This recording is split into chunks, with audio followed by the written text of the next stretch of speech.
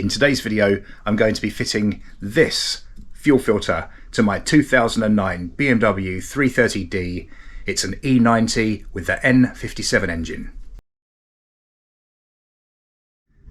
I'm Stephen from AutoNight. Welcome to another video. Now, fitting a fuel filter on these isn't just a case of fitting it, starting it and being done with it. There is a process that has to be followed to bleed the system and purge it of any air. And for this very reason, I went and bought myself some diagnostic equipment, this Foxwell scanner. And once I've fitted the fuel filter, you'll see exactly what I have to do with this equipment in order to prevent damaging the fuel system with trapped air. The fuel filter is fitted under the car and it's above the second under tray, the one that's behind the main engine under tray, sort of about here. With the vehicle lifted on a jack and supported with axle stands, it really is just a case of undoing a series of these 8mm bolts around the perimeter of this under tray. A couple at the front where it joins the main under tray, and there's one in this little recess here too. The under tray drops down, pivots round and is then removed. It kind of clips and pivots to this little bracket here, and this reveals the filter. At one end here we've got a hose, and at the other end we have a clip. The filter is bolted to the body with this 13mm bolt. To prevent soiling my driveway, I've put a bowl underneath. Release this pipe and hope that I don't get a face full of diesel. It's important to wear eye protection. With that hose off, most of the fluid is coming back from the fuel system at the engine, but that's okay. Let's get this clip off and we can match it up with a new one. I'm also going to withdraw this clip while I've still got leverage before I actually loosen the filter from the body of the car.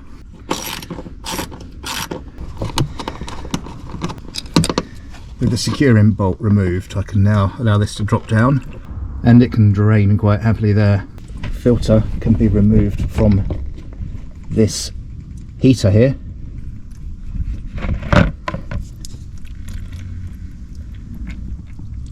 And here it is.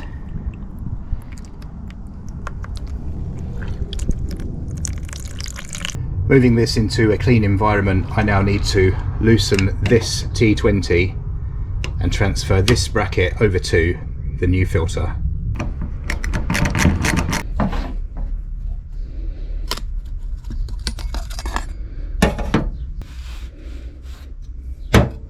I'm just comparing old with new and they are dimensionally the same.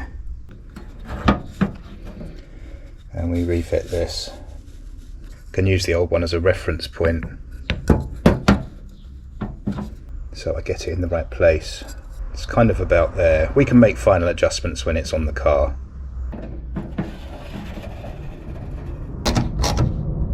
With this ready to go back on the car, it's now time to take my box of clips and work out what size we're going to use. I have the correct size right here, which is 15.3, and this is exactly the same as what came off. This is the heater unit, and I'm going to plug this in. Probably will take two hands, and just like that it is on. I can now bolt this filter back to the body of the car.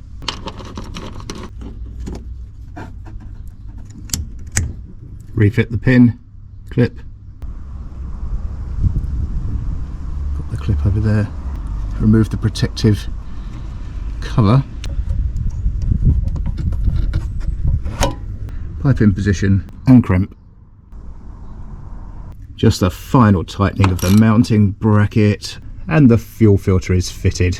Before I put that engine under tray back, I just want to carry out the bleed procedure and just check that there are no leaks. Just looking at this old filter, it's interesting to note that it was a MAN filter as well, also made in the Czech Republic. And the one I've just fitted is exactly the same, although it doesn't have the BMW logo on it. So we are now at the stage where we can purge or bleed the fuel system using this Foxwell NT530 Plus.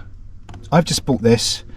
It is BMW and Mini specific, and I needed it to do a few things. I needed it to read transmission temperature for when I do the transmission fluid change.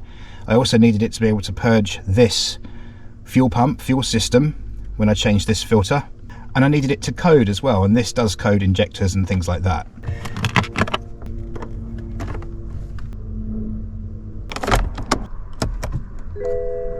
We're going to have to do this outside because if I have the door open, that gong's going to keep going off. So let's go BMW to Smart VIN, and what it's going to do is detect my VIN number, which I then have to agree.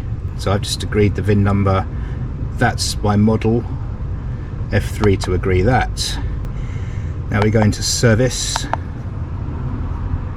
powertrain, diesel digital electronics, and then bleeding fuel system. So the pre-supply pump is continuously actuated in the next step. It must last for at least 3 minutes in order to adequately bleed the pre-supply system. Fuel tank must be sufficiently filled, at least a quarter. Well, that's good because it was empty earlier and I had a feeling that would apply, so I filled it to the brim. 83 quid. So bleed the pump. The following faults may be entered for the pre. Okay, so I may end up with some fault codes which I can delete after, but let's go for it anyway. You can hear all sorts of noises under there. Okay, so it's told me that I needed to check that it was in park or that the wheels were chocked. If it was a manual, which is fine, it then says to turn engine on at this point. It started just fine, F3.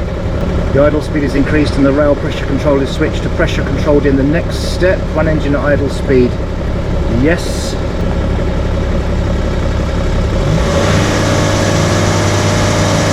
Vehicle's revving quite high right now. Don't quite know why it's doing this. But let's have faith in the system. So if we hit the back button at any time, it says how long you've got to go. 7 minutes and 9 seconds. Okay, it says you can end this at any time, so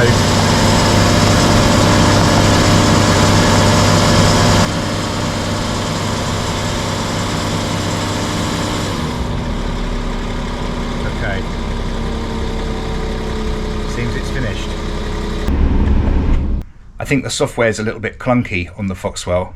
Sort of slightly lacking in guidance at times. You just have to kind of wait and see what the next instruction is going to be. Leaves you a bit in the dark. But it was 163 quid.